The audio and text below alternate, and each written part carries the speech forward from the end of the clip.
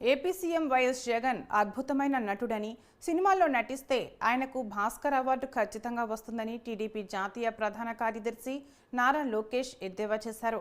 మంగళగిరి మండలంలోని నీరుకొండలో యువనేత రచ్చబండ కార్యక్రమం నిర్వహించారు. ఈ కార్యక్రమంలో మాట్లాడుతూ జగన్ నటన గురించి రాజమౌళికి ఫోన్ చేసి చెబుతానని, భాస్కర్ అవార్డు అందుకునే స్థాయిలో నటిస్తున్న జగన్తో ఓ సినిమా చేయాలని కోరుతానని అన్నాడు. దీంతో అక్కడున్న జనంలో నవ్వులు విరిశాయి. జగన్ను తాకిన ఆ గులకరాయికి మ్యాజిక్ వచ్చని వ్యంగ్యంగా విమర్శించారు. మనందరం చూసాం కోడి కట్టితో ఒక ఘటన జరిగింది. దాని తర్వాత బాబాయ్ శవం బయటకు వచ్చింది. ఇది ఇప్పుడు గులకరాయి, ఇది స్పెషల్ రాయి. స్పెషల్ రాయి ఎందుకని చెప్తున్నా, అలాంటి రాళ్ళతో మనం రోడ్ వేస్తే అద్భుతంగా ఉండదు. ఏంటో కనుక్కోవాలి. ముఖ్యమంత్రి గారికి తగిలింది, ఓకే ఎవరో వేస్తారు అనుకున్నాం. ఆయనకి తగిలి వెళ్ళి వెల్లంపల్లి గారికి ఈ కన్నులో తగిలిందంట. దాని తర్వాత వెళ్ళి మళ్ళీ ఈ కన్నులో తగిలిందంట. మళ్ళీ ఇంకొక ఇద్దరు తగిలి కింద పడిందంట. ఇన్నేం చెప్తాం కదా, మొదటి రోజు వెల్లంపల్లి గారు ఇటు కట్టు మర్చిపోయి రెండో రోజు ఇటు కట్టు ఏం డ్రామా.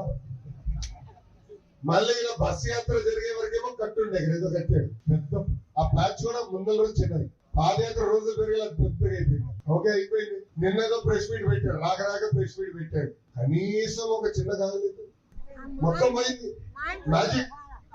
అసలు గులకరాయి ఎంత పవర్ఫుల్, తగిలింది, రక్తం కారింది, మరి గాయం పట్టుకోలేదు, మొత్తం పోయింది. స్పెషల్ గులకరాయి. క్రికెట్ బాల్ లాగా ఇక్కడ తగిలి పక్కన తగిలి అంత 10 మంది తగులుతాయి గులకరాయి. నిజంగానే జగన్మోహన్ రెడ్డి గారికి భాస్కర్ అవార్డులు ఇవ్వాలి. ఆస్కర్ కన్నా భాస్కర్ అవార్డులు ఇస్తే అద్భుతమైన నటుడి కింద ఆయనకి అవార్డు ఇవ్వచ్చు. వాస్తవం నేను చెప్పాలి, రాజమౌళి గారికి చెప్పాలి.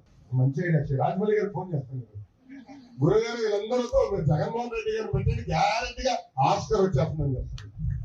అంత అద్భుతంగా నటిస్తున్నారు. అమ్మ సామెత ఉంది, అబద్ధం ప్రపంచం చుట్టూ